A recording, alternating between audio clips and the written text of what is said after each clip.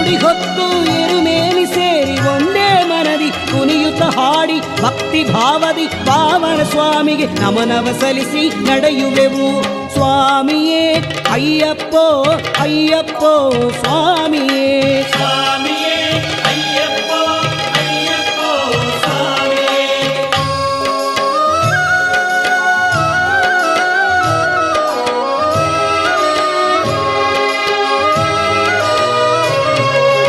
ಅಳುದಾಗಿರಿಯ ಹತ್ತುವ ವೇಳೆ ಹರಿಹರ ಸುತನು ಜೊತೆ ಇರುವ, ದಾರಿಯ ತೋರಿಸಿ ಕರುಣಿಸುವ, ನಮ್ಮ ಮನದಲ್ಲಿ ಸ್ಥೈರ್ಯ ತುಂಬಿಸುವ.